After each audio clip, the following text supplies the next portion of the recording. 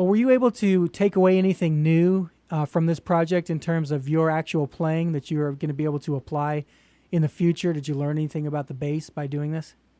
Absolutely, yes. Every record I do, I have an image of my progress as I age.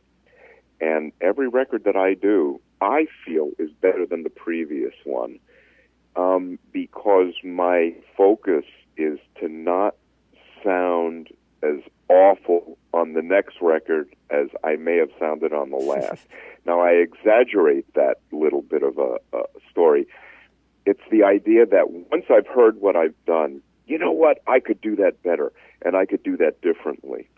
Certain things are constant, but other things I think are evolving. And believe me, man, that's such a pleasure for me that I'm not the same guy. I'm just not. I heard a few live NAMM show things that I did, and I said, oh, my God, these sound terrible. You're playing too fast, Jeff. You're trying to do your old fancy, youthful stuff. Cut it out. You're not that guy anymore. Play with more purpose. Change your approach. So, yeah, I'm constantly learning, and I love it. It gives purpose to me being in music.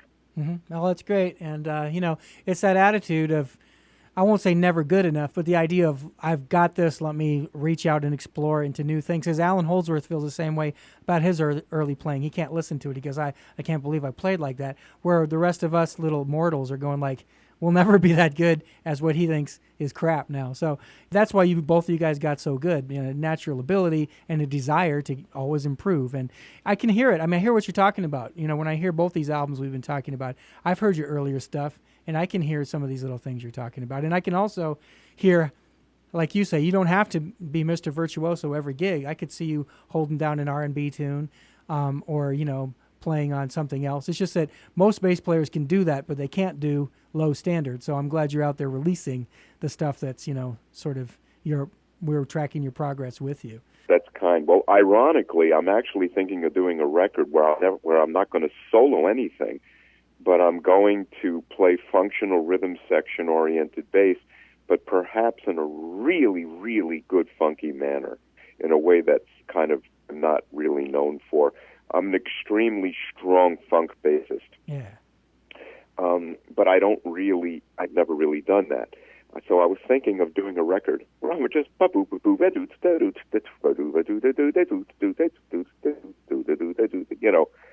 reggae, tango, you know what I mean? Something that just doesn't fit. If I can fit my bass into something that isn't usual for me, I think that's a good day, especially if my name is on the record. If it's a sideman project, I'm not doing this, I'm not telling you this just sort of to prepare a sideman career as much as explaining that I like when people say, would you do this for me, and let me do it for them, It pleases me because I have to go into the library and pull up the book catalog that they require, the information they want, the music that they want. So that pleases me. Before we leave this low standards, why don't you talk me through that album cover? I mean, it's got the Mona Lisa on it. Right. My original concept was to take the Mona Lisa and put bad teeth on her. That to me was, I laughed so hard at the image of that, to see the Mona Lisa with a reasonably kind of half smile with really bad teeth. And when I thought of that, I cracked up, and I laughed for days and days and days, and we tried to do it. We just couldn't do it, or they couldn't come up with a suitably awful. You know me. I like irony. I like humor. I like puns. Yeah. It's just how I'm wired. So I thought to have an album called Low Standards, what could be a lower standard than to take the iconic Mona Lisa and put like bad dentures on her? And I thought that would be a hysterical cover and attract attention as well. But it didn't quite turn out because it looked like a bad drawing. So I said, let's forget that. Let's find another piece. And then they came up with this artwork and put the Mona Lisa in there and just fit her in. And I assume that the image now is high quality music in a low standard setting. Low standards is my pun for two bass players playing standards. Yeah, when you first told me the title last time you were here, before I even heard the music, when you told me it was going to be a two bass player thing called Low Standards, I mean, I picked up on it. Well, here's let me run this by you. Now that you've done high standards and low standards, now you can do no standards. It's already on the books. I imagine you would have dreamt that up. Well, you mentioned NAMM. I know you just got back from a NAMM show in LA. For those listeners who might not be familiar with the event, NAMM is an acronym for National Association of Music Merchants. It's an annual trade show where musicians get to check out all the latest musical gear and technology. Do you try to go every year, or it's just now and then? I go when I'm invited. It's a fun hang. I meet a lot of old friends. I see people that I've known for 40 years. I run into old friends. I run into new friends. I'm always available, taking pictures, hanging with people, chatting a little bit about learning how to play. I spend time with I met 1,000 people this weekend that I took pictures and hung with, and it was maybe that's a little exaggeration. I can't even think what's an appropriate number, but you get the point. I mean, it's a full day of meeting people, taking pictures, signing autographs, playing bass, playing at booths, reaffirming my relationship with the equipment companies that I endorse. It's a positive event. There must have been a good 30, 20, 10. How many thousand people go to NAMM? You must know. Lots. 15, a lot of people I know. a day? Either this last few days, a ton of people I know have been posting their own photos from it. Some people go every time. Some people go, when it fits their schedule. One reason I brought it up in terms of gear, last time you were here, we spoke at length about Mark bass amps. One of our top local bass players here in Phoenix, Dennis Sexton, wanted me to ask you when your signature court basses are going to be available for purchase because he's really interested in getting one. His comment was that it looked like the perfect axe. I read a little bit about them on their website. What's the status of that? It's ready. Court surprised me. I'm not a guy that hops from company to company, but I was with my old company for a decade and a half and didn't receive much support. So we thought it might be time to move on. And Court believes in me, and they know that I don't represent a product unless I mean it, unless I love it. And when they sent me a bass after I had described what I wanted, I was kind of getting ready to send them back a little list of, well, fix this, fix this, fix this. There was nothing to fix. Wow. Just nothing. And I was astonished. I took it out of the box. I played it. I said I could use this on a gig or a session now. I was so impressed. And they started reproducing them. Not exactly like mine. Mine has ebony wood. I think theirs is going to have rosewood. So there's certain compromises, but the bass neck is to die.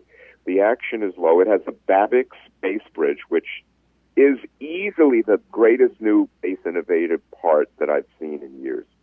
It's copyrighted principle. My bass plays better because of it. Using my old standbys, my Bartolini pickups, which I've been playing, are you ready, for 40 years. I've never used another pickup. So I'm very loyal to the companies that I'm with if I can stay with them. I don't hop from another to another. So this Court bass became available, the company endorsement, and they're supporting me. They believe in me, and I believe in them as people and their instrument as a great bass. So you can tell this nice fellow in Phoenix, it's out. I think it's out, and I don't know how they distribute. That's the only problem, but... Yeah. I intend to promote it because I've never played a better bass.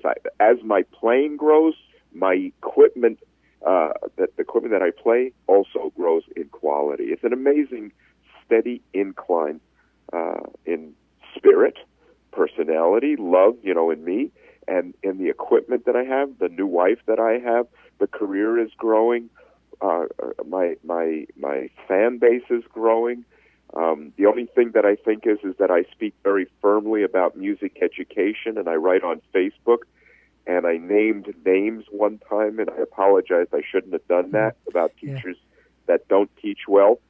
So I'm very passionate about this, so I'll never do it again. And I do make mistakes, but I don't apologize for telling people that they're not going to learn how to play better unless they learn music. I'll never apologize for that. And so I also am a work in progress, but things are very, very good. My bass is great. My equipment is great. My playing, I'm very happy with it. everything is positive now. I'm 61. I think I deserve a little bit of joy because I worked hard in my life. You know? Yeah, and you're not done. I mean, we had Dick Dale on the show, and then Mike and I went over and caught him at the Rhythm Room on Indian School Road here in Phoenix. Shook his hand after the gig and everything. You would not know that guy is so deep into his 70s because, he still uses the same amps from the 50s, man. He still uses the same amps that he and Leo Fender made. He has Good for Dick. Good for him. and he plays loud, and he loves what he does, and so with your attitude, your equipment, your situation, I can see you cranking out stuff for a long time to come. You're not like tailing off. No, babe, I'm not tailing off at all. I'm very, very happy. I'm actually getting more interested in pop. I'll never get with McCartney, but while he's playing, I'm going to try because I'm a really good pianist and a really good guitar player. I just don't sing very well. My voice, even before this little cold, is fairly low. So I really can't give him unless I kind of warm it up, I suppose. Maybe my wife Gabriella can help me. She's a really good vocal teacher. But I'm looking to play those gigs, play with Sting, play with him, play with Tom Petty. I like pop gigs. I like rock gigs. Mm-hmm. I'm not known for it. Jeff Beck, perhaps. Jeff and I talked for 40 years to play. We never did it. We've had Jennifer Batten on the show, and she did her stint with Jeff Beck. And she was amazed that she was offered that gig because he never worked with another guitar player since the Yardbirds. And all of a sudden, and then she had to do a Scott Henderson thing where she had to cover all those keyboard parts from all the Jeff Beck albums, using triggers and MIDI and guitar effects because he didn't bring a keyboard player on the tour. He just brought a drummer and her, I think, and a bass player, I guess. Good for Jeff and good for Jenny for getting it. I know Jenny very well. She's a sweetheart.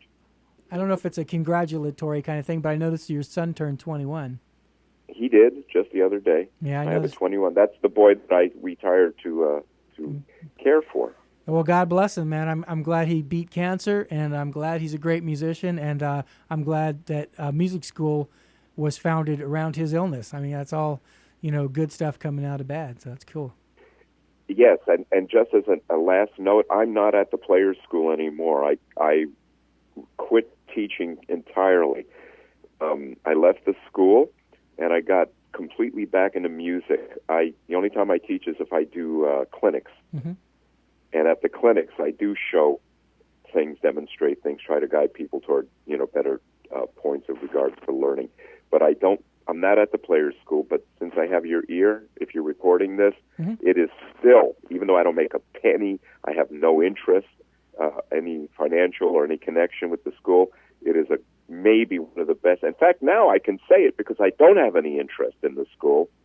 It is the best music school that I can imagine that anybody would want to study at. They simply, at this point, always improve guys at the Players School. I've witnessed it. I've done it. And my sort of spirit is in the halls. These guys still function from the principle that a musician has to learn how to play their instrument from musical points of regard. So I just wanted to share that. I obviously want to encourage everybody to purchase both Low Standards and also the Henderson Berlin Chambers album. I only played a small sample, so if you enjoyed what you heard, you really owe it to yourself to check out all of the excellent tracks, which we didn't have time to play. For our exit track here, I've chosen something from the HBC album that demonstrates the musical variety on it. It's a pretty aggressive blues track called Wayward Son of Devil Boy. It's interesting to hear Jeff's take on a straightforward blues on the bass, something we don't really get to hear very often. Well, Jeff, on behalf of my listeners and myself, I want to thank you for coming back again. And as always, come back again next time, anytime you want. We're always here for you. Well, you are more than kind. I thank you, and I thank everybody for listening, too. It's very kind, everybody. And congratulations one last time on your marriage. Thank you. This podcast was recorded at Mojo Recording Studio in Phoenix, Arizona. As always, it was engineered by Mike Post. Thanks very much for listening. Now here are Dennis Chambers, Scott Henderson, and my guest Jeff Berlin rocking the blues with their track Wayward Son of Devil Boy. So long, everybody.